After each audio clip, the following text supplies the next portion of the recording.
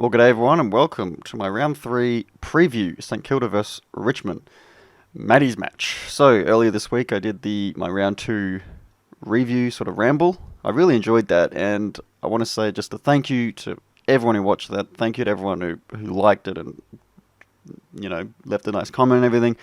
I didn't expect it to get that much love.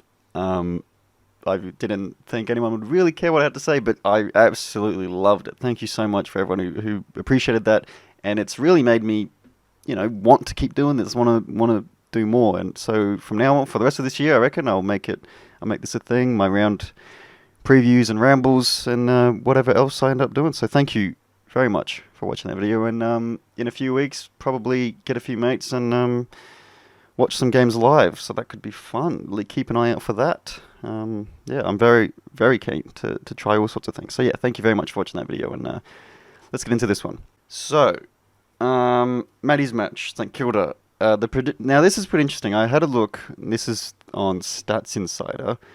The predicted score for this game is 85 to the Saints, 88 to Richmond. Now that's I got no idea where they get this from, what stats they look at to predict this score, but that's interesting. I'll take it, because it's a win, but, man, if it's that kind of close game, that will be... Oh, that'll get the heart going. 85 to 88, not much room there, but I'll take it. But, yeah, I just thought I should mention that. It's a pretty interesting sort of predicted score. I might look into that and see how exactly they're getting that, because that's really interesting. But, anyways, we are set to welcome back Jack Riewoldt and Dylan Grimes, which is great. Dion Prestia likely to return in round 4. And Vlosten is likely to return in round 5. So that's great to see that they're also pretty close.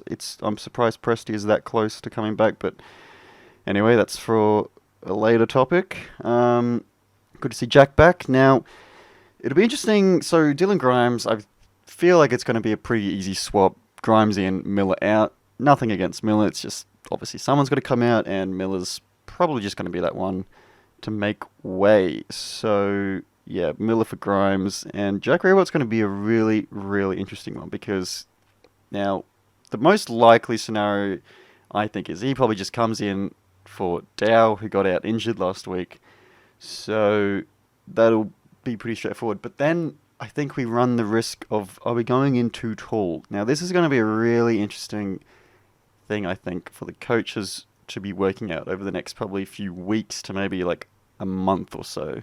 Maybe longer, because I don't know. I think that was part of the reason that we were able to bounce back, is because we, obviously Jack being out, we were able to, have a bit more smaller pressure in there and not have three talls. But I don't know. I just think last week with just Lynch and Bolter and then Nank and Soldo, I think that was a perfect balance. So it'd be really interesting to see if Riewoldt just comes in for Dow. See if that throws it out of whack a bit more, but it'll be definitely keep an eye on. Keep an eye on our pressure there. But yeah, because I think ideally we would want a like for like almost coming in for Dow, because Dow, from last week, his stats were 14 disposals and 5 clearances by the time he went out. That was insane. So I mean, and I really think we should have a like for like for him coming in, but then it's who comes out for Riewoldt, because you're not going to drop a current tool. They were all brilliant. So I don't know. Be really interesting. Oh, also worth noting that I'm recording this Thursday morning, before any sort of team selection stuff comes out. So the extended squad comes out this afternoon, which doesn't really give a lot. So I might do another video tomorrow afternoon when the final squad is released, to give my thoughts, if there's any sort of shock or anything. But anyway, yeah, definitely worth keeping an eye on who comes out for Jack, if it is Dow, and then keep an eye on the game, because if we lose, it could be because we're too tall and there's not enough sort of small forward half pressure there. But it'll be interesting to keep an eye on that.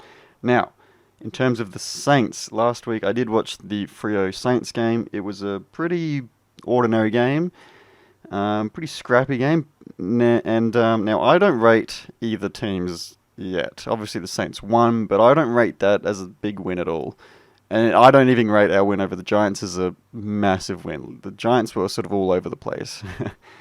They weren't good last week, but I still rate the Giants in terms of them as a team. But anyways, with the Saints and Freo, I don't rate either team. Freo, I had high hopes coming into the season, but they've just completely blown up my hopes for them, or my expectations for them. I don't think they're great at all. Saints kicked 9 goals last week, and 8 of them came from Higgins and King. So I feel like that's going to be pretty easy to stop, at least King. I would trust throwing, obviously, just Grimes or Tarrant, whoever gets a job on him, to shut him down from the get-go. I reckon that's pretty good to just shut him down at the get-go, and I do trust either one of them. I reckon Grimes or Tarrant will take him to shut him down. Higgins, on the other hand, who knows how he's going to play. He could do what he did again, and he's just going to be hard to stop, or he could have a quiet week. Who knows, but I don't think that's going to be the difference in us winning or losing necessarily. But King, on the other hand, he's sort of coming out as a pretty power forward. So if we can curve King, that'll be good. And I trust that we can. Higgins, we'll see. But the point of that is that they literally got 8 of their 9 goals from 2 players. So that should be pretty easy to stop half of that. Yeah. Now, I don't rate Freo, so I don't think that was a very big win at all. Now, in terms of the team's stats between Saints and the Tigers, this is where I think it gets really interesting. Now, clearances was 37 to the Saints, 30 to the Tigers. I'm not worried about that at all, really, because we don't really go for the clearances, but obviously it'd be nice to get that up a bit more. I don't know what it was in round 1. I didn't write that down. Damn it. But yeah, 37 to the Saints. Pretty ordinary stuff. Efficiency inside 50, 48% Saints, 56.6% Tigers. That's pretty good. I think we were really efficient with the ball last week. It'd be nice to get that up into the 60s this week. Be really good. Get a bit more efficiency. Now this is where it is really interesting and a bit of a concern for mine. Tackles, Saints 60, 38 us. That is huge.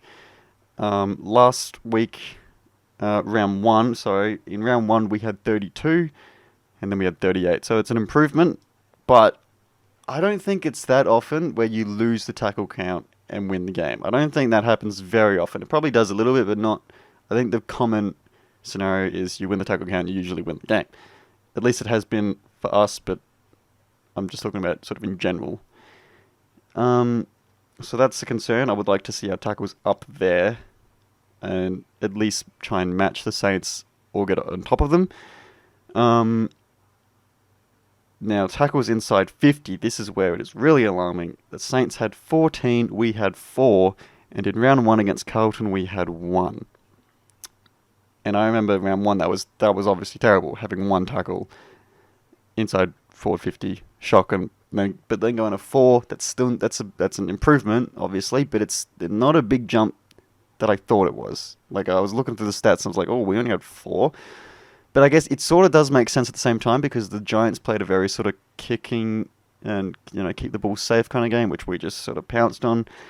But yeah, Saints had 14. If these numbers happen again this week, I think we're in trouble. I think we will be in trouble.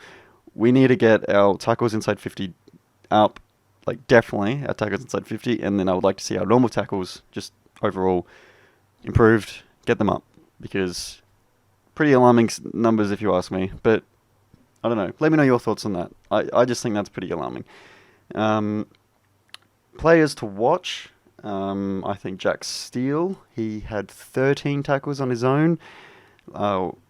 Cochin had 8 for us last week, so it's probably going to be, at least for most of the game, Cochin and Steele lining up on each other, probably. That'd be my guess, which we'll be fine with. Hopefully Cochin can sort of match his performance last week to some degree, and obviously keep an eye on Max King.